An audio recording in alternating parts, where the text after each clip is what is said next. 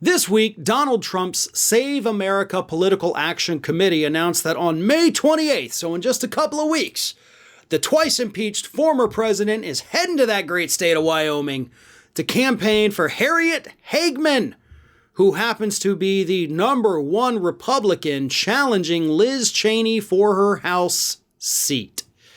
Hageman has already been endorsed by Donald Trump because, again, she's running against Liz Cheney, whom Donald Trump hates.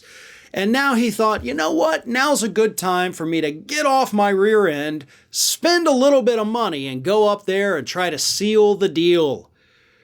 And, to his credit, Hageman happens to be one candidate that Trump has endorsed that has not suffered a decline in polling after getting the endorsement.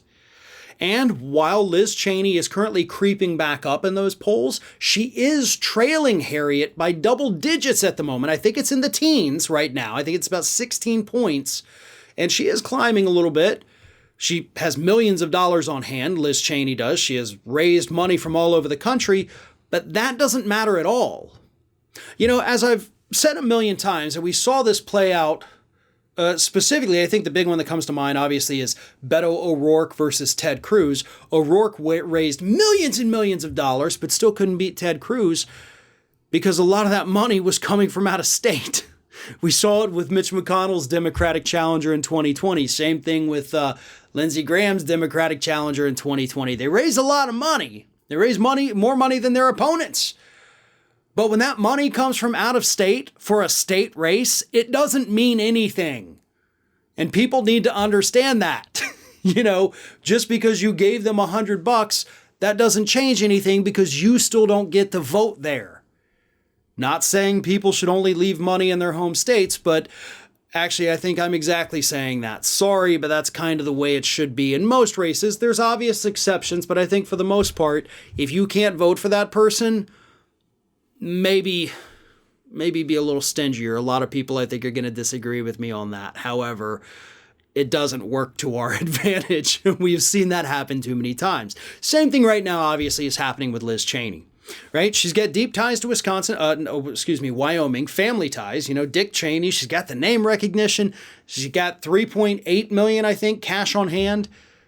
And she's losing by double digits to this person that Trump has endorsed. And Trump sees this happening, but he also sees Cheney gaining a little ground, so he's going to swoop in and try to finish the deal. But so far, he's stayed out of it. You know, he's endorsed it, yeah, but I mean, he stayed out of Wyoming. So his presence, like physically going up there, that could backfire. We've seen it happen. His rallies recently have not been very good. Not only are they sparsely attended compared to where they were 3 years ago, but his rhetoric, his words, his weirdness, his stupid little dancing that he does, the robot motion, it's not playing like it used to. So his presence in Wyoming has the potential to hurt Hageman and help Cheney. But no matter which way it crumbles, whether it's Cheney, whether it's Hageman, or whether it's any of the other Republicans challenging Cheney, America's going to lose. Because just because Liz Cheney hates Donald Trump just like we do, doesn't mean she's a good person or has been a good representative. She still sucks. The other ones still suck too. So I think it's safe to say that the outcome of this doesn't necessarily matter because we're going to be stuck with a pretty crappy representative no matter what. Thanks for watching, and if you like what you saw, don't forget to like, comment, share, and most importantly, subscribe to our Ring of Fire channel here.